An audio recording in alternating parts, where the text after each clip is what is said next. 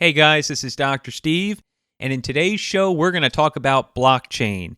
This is a technology rumbling fast and furious. It's getting into the business world. A lot of experts believe it's going to be more than simple disruption. It's going to actually have the potential to create a brand new foundation for the way that the global economy and social systems work, much like the internet back in the 1990s. For a lot of people, blockchain is a term, even though it's popular, it's often misunderstood, and that's going to end right here, because I'm not going to just bring you the easiest explanation about blockchain. I'm going to clear up a lot of misconceptions about it and Bitcoin. We're going to dive right now into how blockchain appears to carry a huge upside as a major saving grace to skyrocketing costs, also how it deals with fraud, cybersecurity, and a lot of inefficiency in healthcare.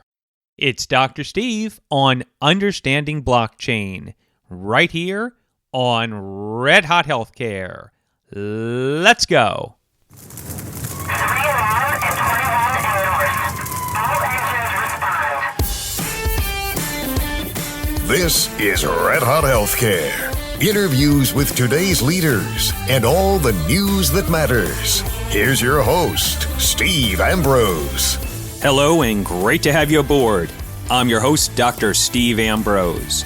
For past and upcoming episodes, find us on iTunes and most podcast directories, or on our eye-catching website, redhothealthcare.com. One of the biggest faux pas that I come across, especially when I consult on consumerism, is that I find very smart, talented, experienced individuals who really don't know how to easily explain a concept. They use a lot of big words, they speak over people, and assume that everybody else just gets it. Well, in today's podcast, it's going to be more plain speak. We're talking about a highly technical and powerful subject in blockchain. So if you're not highly technical, you'll really appreciate the way you're going to be brought up to speed here.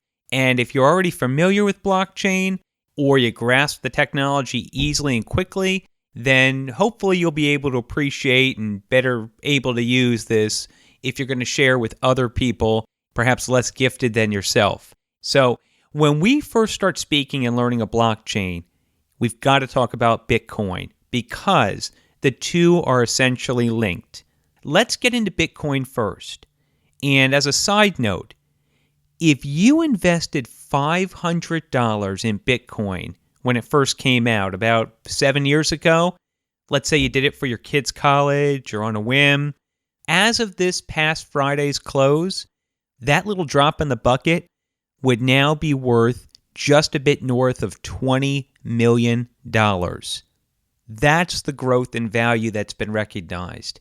And a lot of people believe that Bitcoin, being this online currency, and the blockchain technology it uses is super explosive, the same way the internet was back in the early 1990s.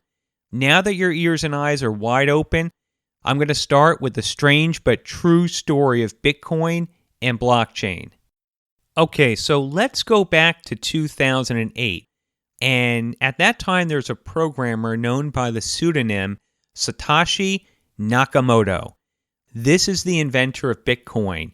Now, to this day, nobody knows who the identity of this person is, and some people even think it's a group of people. But Bitcoin is basically a system for online parties, like individuals, businesses, governments, other entities, to send and exchange digital assets. And those digital assets are called Bitcoins. I want you to think of it like having an online bank account. And every Bitcoin user has what's known as a digital wallet, which stores their Bitcoin value. So it's just like having an online bank account with, let's say, real dollars. In Bitcoin, there's 4 wallet types, and it depends on where and when you want to connect to the internet. There's a Bitcoin wallet if you're going on your desktop. You need a Bitcoin wallet if you're going on your mobile. There's a Bitcoin wallet if you are going on the web when you're not on your desktop or mobile. And then finally, there is a super secure hardware wallet, which is typically in the form of a plug-in, a smart card, a USB stick. I've even seen it on credit cards in the form of a chip. What's really important here is no matter what type of digital wallet you create, once you create it, that's essentially your Bitcoin account. And you are not known in that account by your name, your address, or anything that identifies you. Instead, what happens is you're labeled by a really super secure string of numbers and letters, like a long code. And apart from the account code name and the value of how many Bitcoins you have in that account, every wallet also contains or is a private key. When you think about a key, a digital key, think about this being essentially your agreement or signature to every and any exchange where you're going to receive or you're going to send some sort of Bitcoin value. And something else that's important to note here regarding Bitcoin, and this is really quite advantageous and for many people highly desirable, digital wallets can be set up either by known or anonymous means. So your name or identity doesn't necessarily have to be attached when you create a digital wallet unless you want it to be.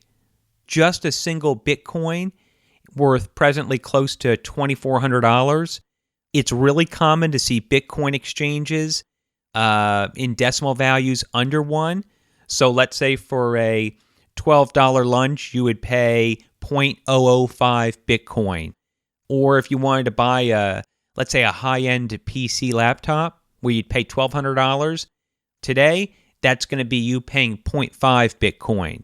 So really the beauty of Bitcoin is you're exchanging a type of online currency without any third-party intermediary. All right, there's no bank, there's no government, there's no credit company sitting in between the transaction. But it's important to know the transactions are tracked. And this is where we're going to get into what a blockchain is and what blockchain technology is all about. Just like a bank, let's just take Wells Fargo for an example. They would have a secure database ledger, and that's going to record all their user accounts, their user account values, all the transactions that go in and out of those accounts today. Well, Bitcoin has its own ledger. However, it's really a special type of ledger. And the ledger is online. It's not centrally located on a secure server or perhaps a company network. So instead, for Bitcoin, the online ledger is what's known as a distributed ledger. And that ledger actually is shared and distributed among millions of Bitcoin users. So, in other words, just imagine we have millions of wallet holders on the Bitcoin network, and they have the exact same copy of the ledger. And so every time any transaction happens on Bitcoin, all the ledgers located on every personal computer machine are immediately updated. Even though those people may not be a part of any of the transactions, they still get the updates of all those transactions on their online ledger that they're holding on their computer. Okay, so this is a very important point. The online ledger of Bitcoin grows with every transaction. So no user can remove or go back or edit any transaction. Once a transaction on Bitcoin happens, somebody sends a Bitcoin to somebody else, it's tagged with a timestamp, it updates on the ledger and therefore on everyone's computer, and then that transaction, just like all the other transactions, just will stay on the ledger forever. And another thing about Bitcoin and the entire system that's important to know, and about the ledger, you can never simply add Bitcoins in without a transaction. So when you look at a lot of governments today, and you look at their monetary system, whether it's the United States or China or Russia, a lot of these countries today, they're just simply printing money and putting that money into the monetary system of their country. And they do it for a lot of reasons. The biggest reason really is by flushing in a lot of extra money. What you're really doing is devaluing the currency.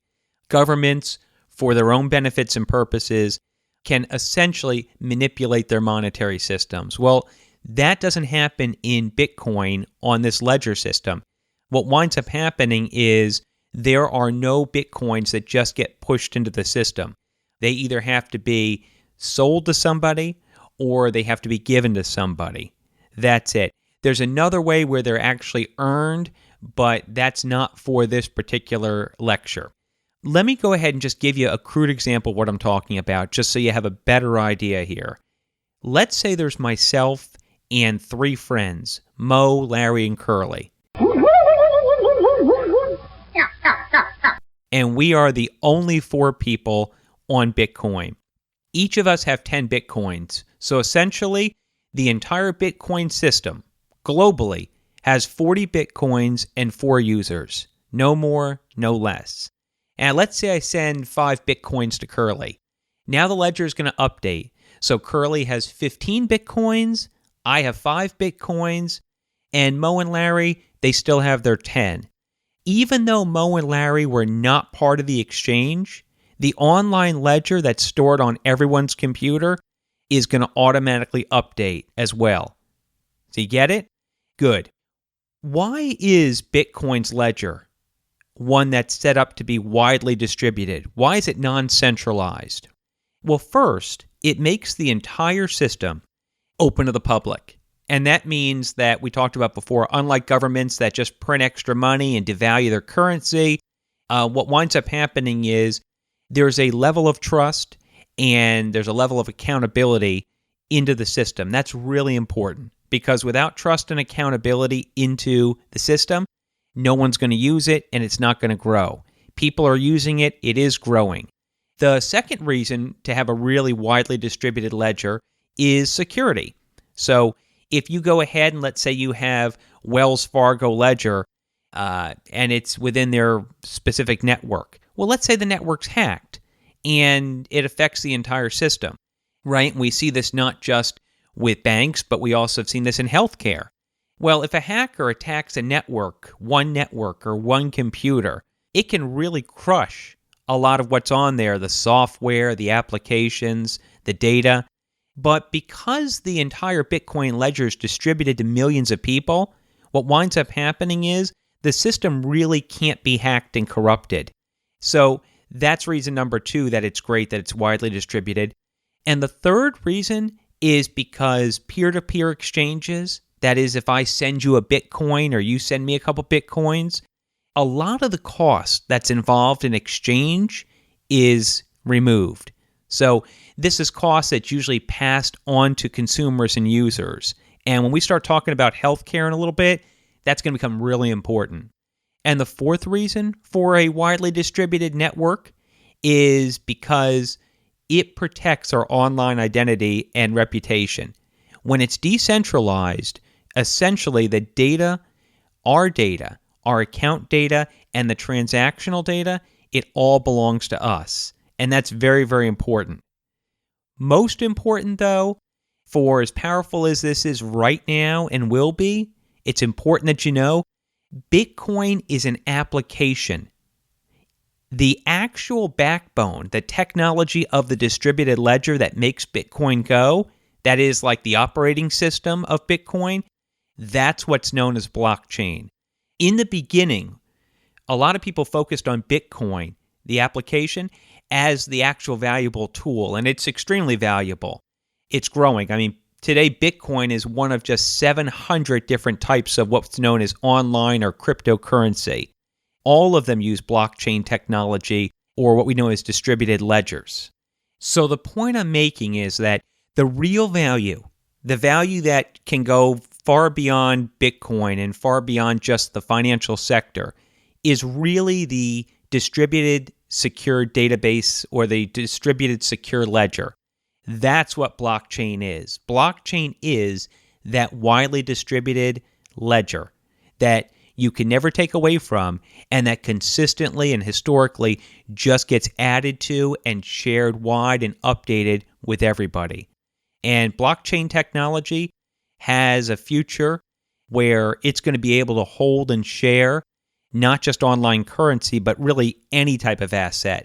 So we could look at homes, real estate, gold, stocks, bonds, carbon credits. You can even get into patents and brand names and consumer sale transactions and, as we're going to talk about, patient data. There's a lot of major companies out there, IBM, Walmart, Microsoft, Google, Amazon, Samsung, and they're all making financial and resource investments in blockchain for all types of business segments and all types of consumer-related goods and services. So let's get out of that now that you have a better understanding of blockchain and what that is, and let's get into healthcare. The premise to this discussion about healthcare is pretty much now more than ever, we've got a healthcare system, guys, which is largely unaffordable to the citizens and even now to many companies. Whether we're talking hospitals, health systems, post-acute care, drugs, or even healthcare coverage itself, the costs have skyrocketed. And really, the system as a whole is largely unsustainable. And so we can add to that the tremendous upsurge in all sorts of cybersecurity threats and hacking. We've got healthcare fraud and waste at super high levels, and patient data portability and interoperability. We know the fix for healthcare affordability to make this system more sustainable has got to include the following. Number one, we've got to drive down cost. Number two, we have to increase the quality of care. Number three, improve the outcomes, right? Number four, we got to strengthen the security of that patient data, especially the cloud-based data. 5, we've got to decrease the risk. So now that providers and all sorts of hospitals, drug companies are going to start taking on greater risk for payment. And then 6, we've got to drive greater efficiency. And I would probably add as number 7, that as a whole, we need to be able to start increasing the switch from healthcare or disease care into wellness, especially with our levels of chronic disease.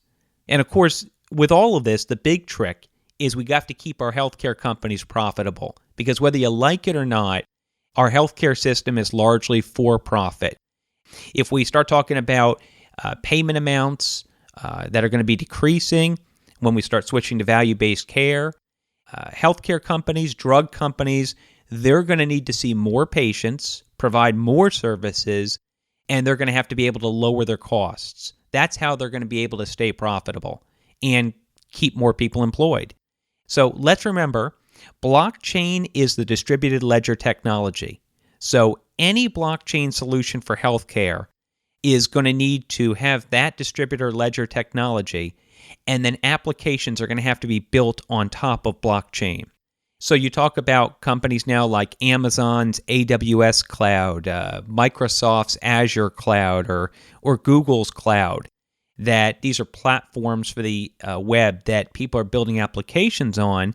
Now the big companies like Microsoft and IBM are already developing their own powerful versions of blockchain, basically creating blockchain platforms. So again, just like other platforms to build applications, here, what they're looking to do is encourage companies, existing companies and entrepreneurs to come in to essentially build new applications for the healthcare industry. This is Dr. Steve Ambrose. As a healthcare influencer, I'm in contact with some of the brightest minds and most powerful leaders in the industry, but my best effort comes from outside the booth. Knowing how to engage patients is an art, science, and philosophy that I know very well. I'm a hired gun that brings expertise to healthcare organizations of all types. You've heard my words. Now read my thoughts on my free white paper called The 7 Mistakes Made in Patient Engagement. Just go to redhothealthcare.com/learn. That's redhothealthcare.com/learn. While you're on the site, dive into my consulting and speaking services and schedule an initial call. You won't regret the uniqueness, benefits, and results I can deliver for you. And now, back to the show. So let's get into the meat of the matter, guys, right here. We're going to start talking about where blockchain can make really the biggest differences in healthcare. The first area, and I think one of the major areas, is going to be interoperability. According to many hospital administrators, the number one issue that affects patient satisfaction, and not to mention the risk that the providers are having to take on and the care outcomes that they need to improve on, the number one issue is going to be care coordination. And care coordination comes and is chiefly solved when you have better levels of data. When you start managing EHR or electronic health record data with trusted timestamp changes, this is what's going to make blockchain really well suited to not only add new information on patients and be able to share that, but the nice part is that patients will start to actually own and control how that data is shared. So interoperability for EHRs and EHR data being shared with each other, that's one point. Another area that I think is really key are some of the inherent trust issues that go along with interoperability. We start talking about patient IDs or patient identification, patient consent to agree to fees, to agree on services that are going to be done, to participate in drug trials or research, providers getting their authorization, and then even monitoring and discovering billing fraud. All of this can be handled within blockchain.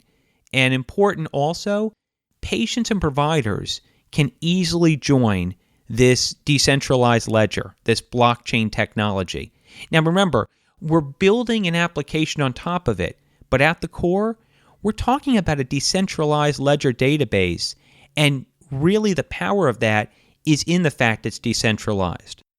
You've got special agreements and legal pipes that go on today where you have hospitals, medical device companies, post-acute care facilities, drug companies, labs, and they're selectively choosing to share with each other.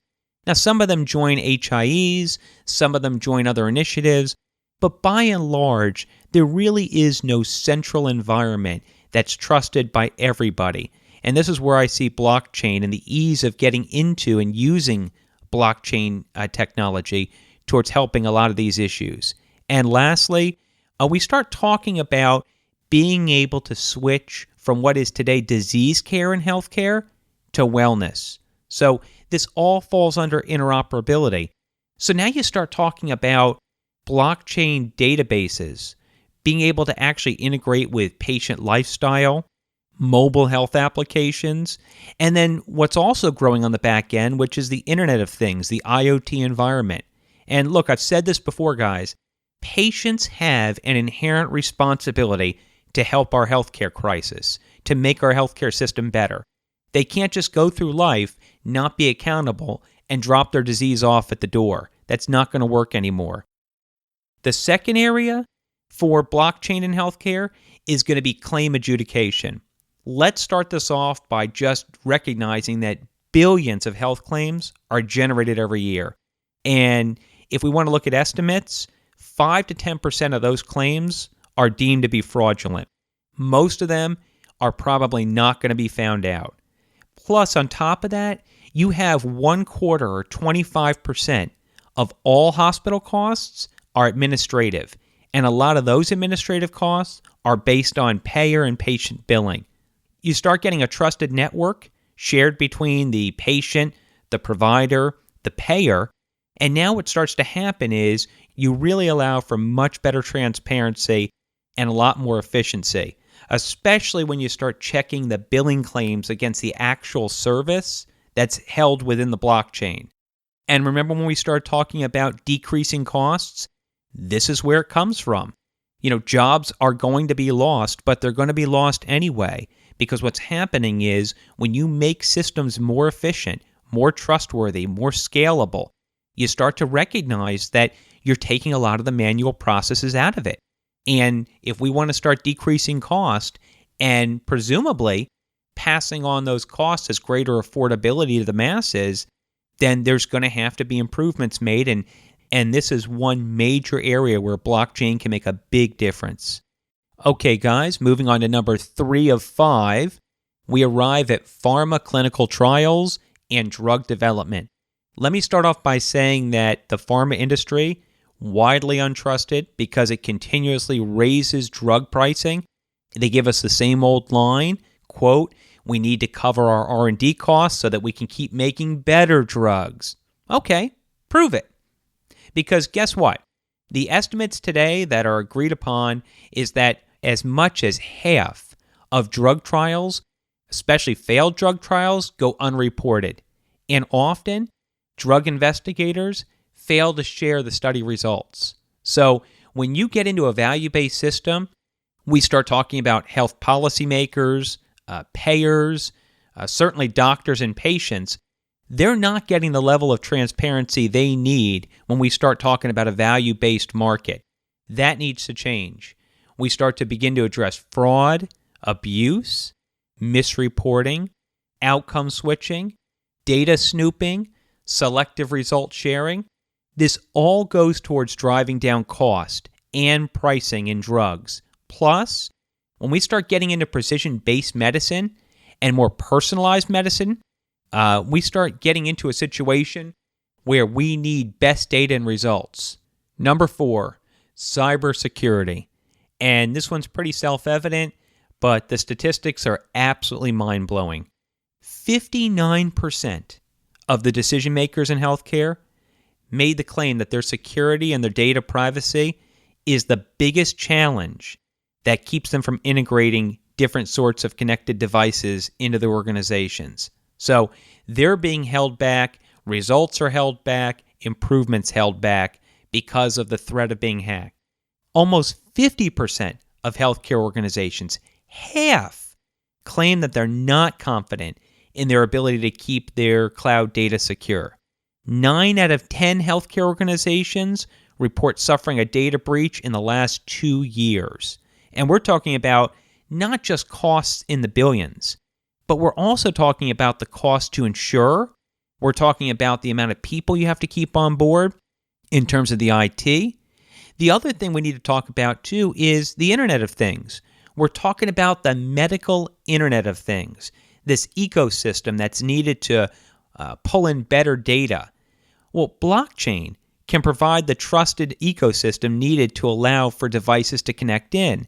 We can now start to realize with IoT coming into play, we're going to get more and more lifestyle data that's going to be accurate. Again, it's going to be verified, and it's never going to be edited. So the great thing is that we're talking about trust here. With that blockchain ecosystem, the shared ledger, it makes the security so much stronger. The design is so much more protected. I mean, it wasn't too long ago that Cigna got hacked and millions upon millions of people had their accounts exposed. You need to start looking at creating a better system that inherently just has a much, much greater chance by design of being strong and impervious to hackers. And that's where blockchain really makes a big difference here in cybersecurity. So I expect that to be a big, big player moving forward. Coming down the home stretch, we are in the last area where I see blockchain making a substantial difference for healthcare. And that is number 5, supply chains. And the medical supply chain today, we're talking about pharmaceuticals, we're talking about non-prescription medications, and medical devices. We could also be talking, too, about medical equipment. But in short, look, we need safer care,